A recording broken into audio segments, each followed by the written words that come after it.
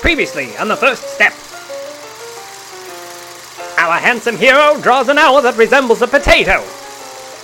He then draws two other figures that resemble potatoes as well, or perhaps legumes. What will happen next on this thrilling adventure? Stay tuned for the first step.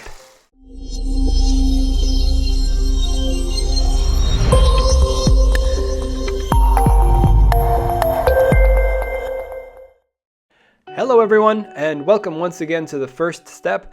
My name is Gary Labe, and today we'll be picking up where we left off last week in adding color to our underpainting.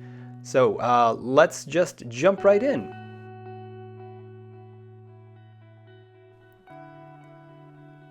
So I'll never claim to be a master of color theory, but I usually do set some guidelines whenever I take a painting from grayscale to color. One of those rules is that to start off, whenever I'm laying down color, I usually stay pretty mute. I don't go very vibrant right away, unless I'm doing something more cartoon-like or hyper stylized. But for more of these fantasy paintings, I tend to stick within the left half of the color palette, as you'll see.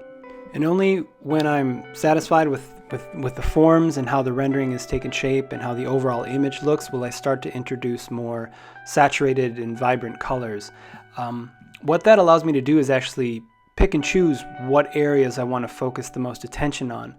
So let's say the gnome has a bright shiny belt buckle. I wouldn't make the bright. I wouldn't put the brightest part in right away. I would actually save that until much later in the process, so that I can actually pick and choose what parts of that belt buckle I want to be the most reflective, or what parts I want the light to hit the hottest.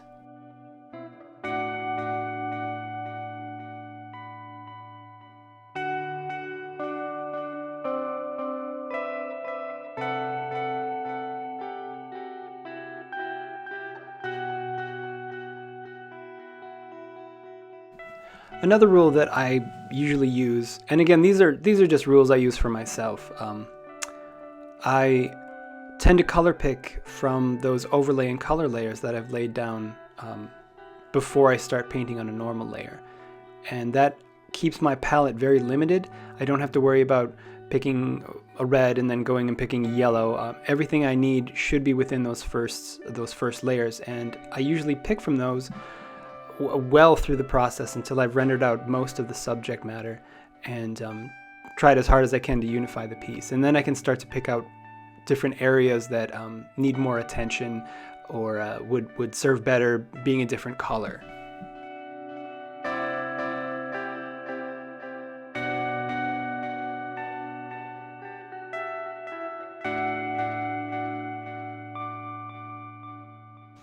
One special tip for trying to make a unified piece, or trying to make sure that your characters look like they fit within your background, is to incorporate colors from your background into your foreground characters, and vice versa. It doesn't have to be huge swatches of the same color, but it should be enough so that it will help to tie both figure and environment together.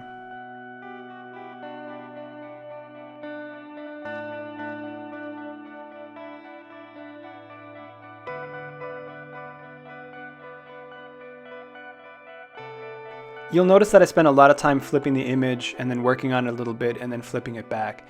I do this so that I can make sure that the image actually looks even, like the perspective will look good, that the figures will look good, and that nothing sticks out as being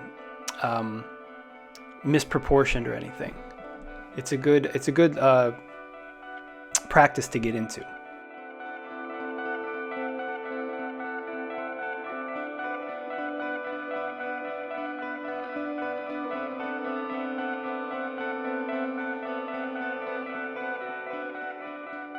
So a lot of times when I'm painting over an underpainting, I'm not married to what the underpainting, what the design was in the rough sketch.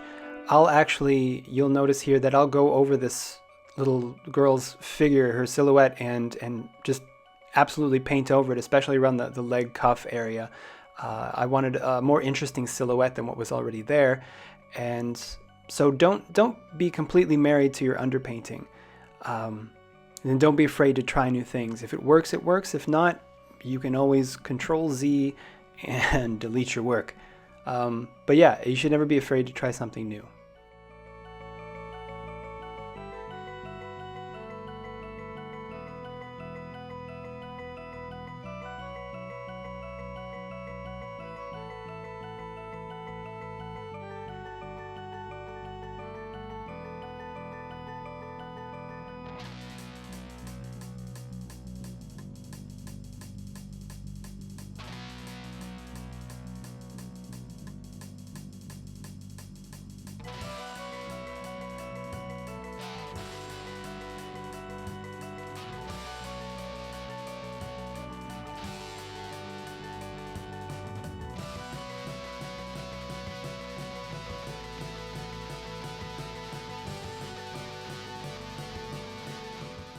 While I'm working, I tend to think about or keep in mind where the light source is and how the light will hit these two figures. In this one, I have two light sources. There's going to be one coming from the background, which is going to sort of add a rim light to the owl, and then it'll add a little glow into the girl's hair. There's also going to be a light source coming from her hand, where she's healing this injured wing, and that's where the magic is. And so that's gonna be reflected in her face, in her body, on the floor, on the forest floor, on the larger gnome, and on the owl itself. So always keep in mind where your light sources are when you're moving to color, or even when you're doing the underpainting.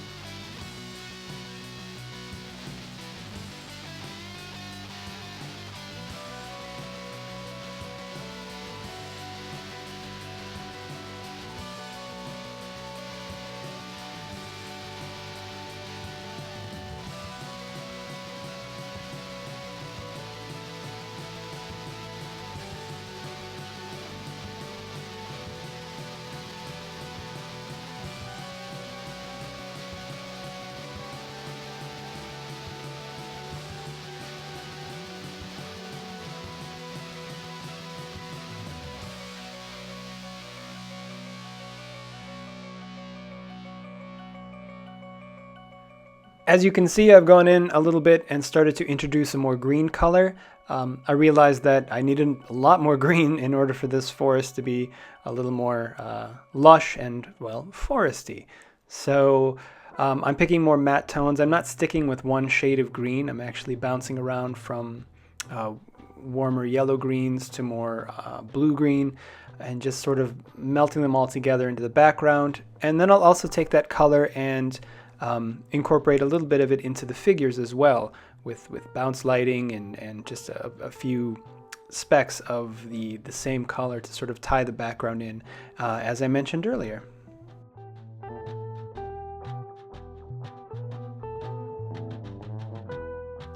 So I've pulled way back. I've zoomed out quite a bit from my image, and I'm starting to work on the larger shapes of the tree. So I want to start with larger shapes and then sort of work my way down to the more finer details of those tree trunks. So it helped me here to zoom out and really figure out how those larger shapes will play into the overall piece.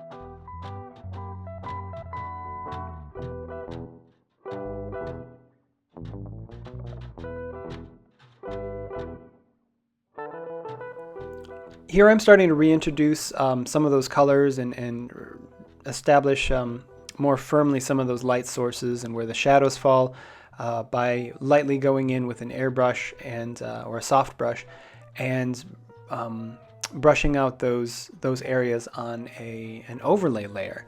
And after I reestablish the light source, I tend to work, or light sources, excuse me, I'll work on this at this level of saturation for a short time, and then reduce the saturation on the entire image and go back to working in a little bit more limited palette.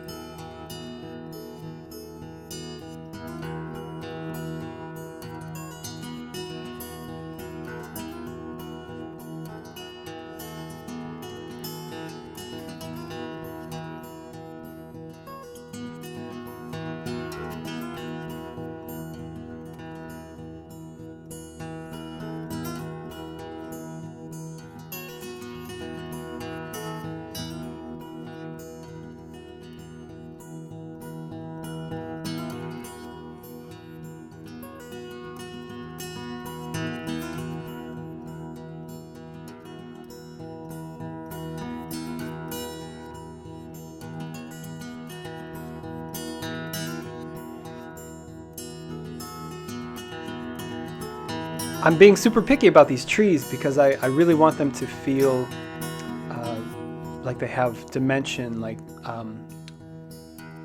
they fit within this world. So, and I really enjoy painting trees. And I usually think when I'm painting environments, I usually consider environments as characters, which helps me a lot because I'm primarily a character artist. So thinking about introducing character into your environments is a good way to help make your environments feel a little bit more believable. So that's what I'm trying to accomplish with being as detail oriented as I am with these trees.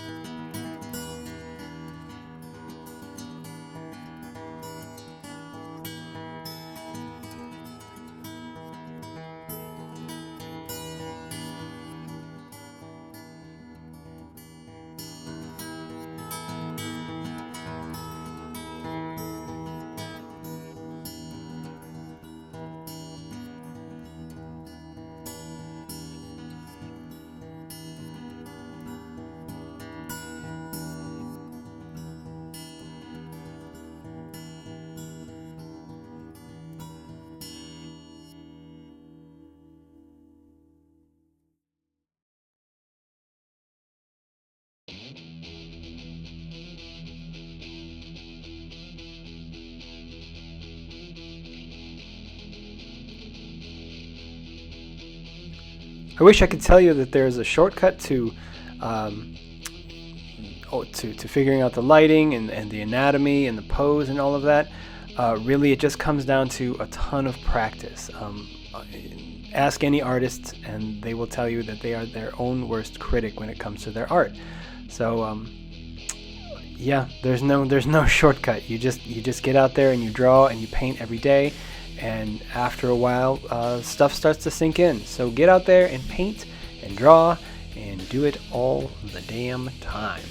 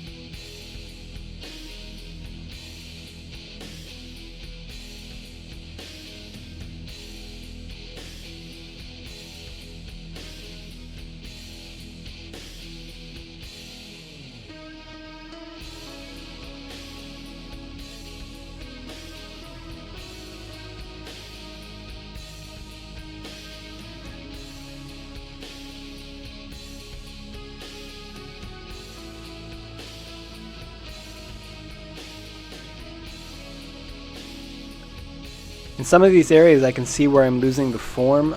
It's sort of starting to blend into the background, and so in order to redefine those shapes of the arms or the legs, I go in with a fine brush or just a small brush, the same brush that I've been using, just reduced in size, and reintroduce a little bit of the line work, and introduce some edge lighting to help pop those forms out. And I'll continue to do this as I paint, because I tend to paint over my forms generally.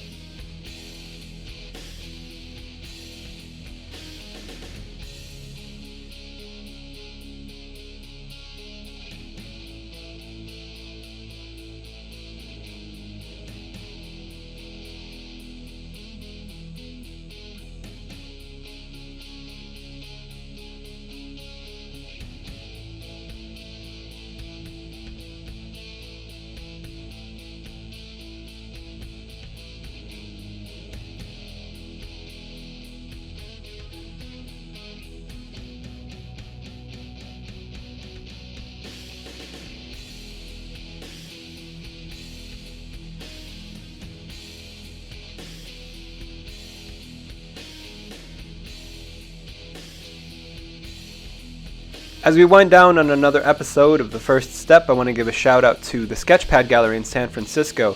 Those guys host amazing art shows with fantastic artists. So if you ever want to follow them, you can find them on Instagram at Sketchpad Gallery and on Facebook at facebook.com/sketchpadgallery.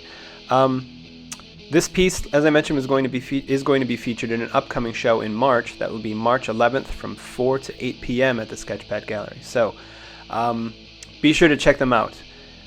If you ever have any comments or questions about working in the industry or about my processes, go ahead and leave them in the comments below, and I'll be happy to answer them in future videos. Again, I really thank you guys for following along. If you did enjoy this, please subscribe, hit the like button, share this with your friends, anybody who might be interested in learning more about illustration and concept art. My name is Gary Labe. Thank you so much for following along, and we'll see you next week.